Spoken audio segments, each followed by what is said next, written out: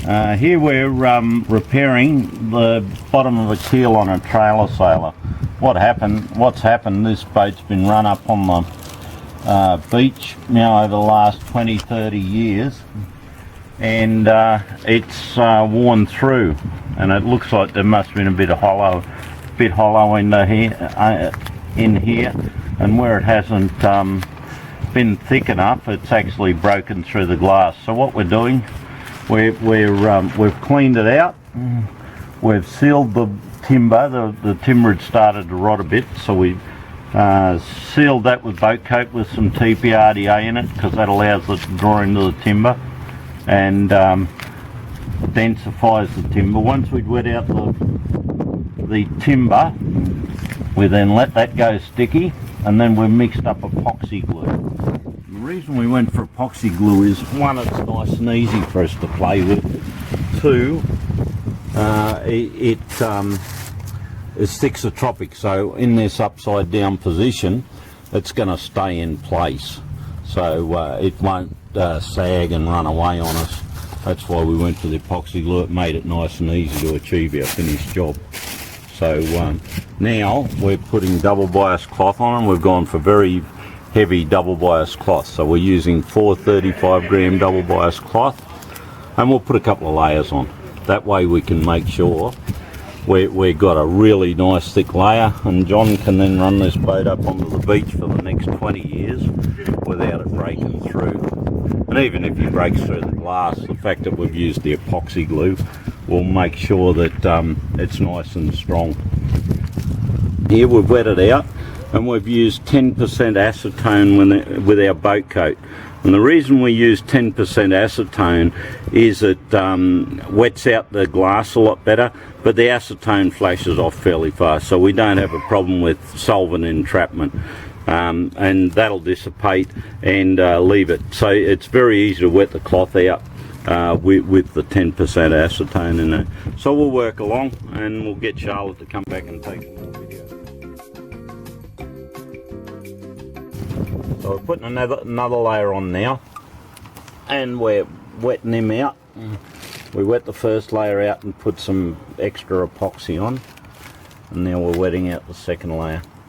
And then the third coat we'll put right up on the other side.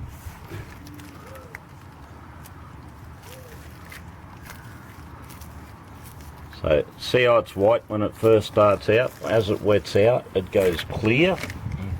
That's what we're aiming to do, get him nice and clear.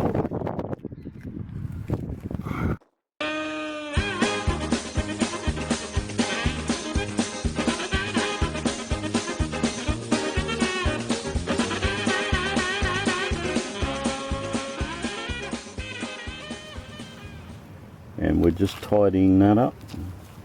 It's looking pretty good. And the peel ply does 3 things for us. 1, takes out the lumps and bumps. 2, it pushes the glass down hard onto the surface of the fiberglass, as it'll always float to the surface. And 3, it helps when you're working in a vertical plane like this, helps keep everything in position until it's cured. So and so we've pushed him out, and this has come up pretty damn good, I must say. And so we've just got a little bit to do up the front, so we'll put strips on there, but the rest of it's come up looking good. And I'm actually massaging this to push it into shape. Normally you'd use a fiberglass roller, or you can use a plastic scraper, but I'm finding here that I'm working just as well using my gloved hand, as soon as it's a compound shape. And I think that's looking pretty good. I've got a little bit of air trapped there. We'll try and get that out. And we'll just massage that out and pull it to the edge.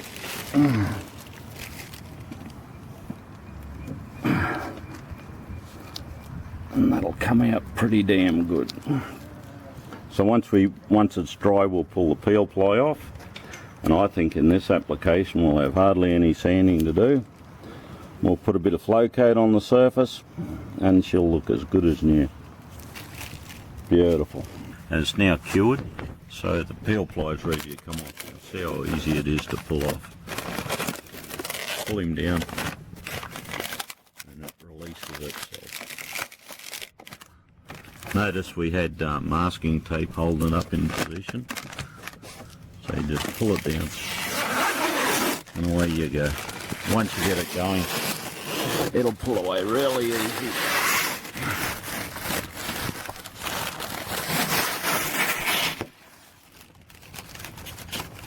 And it holds everything on nicely. Notice the finish with it. Really.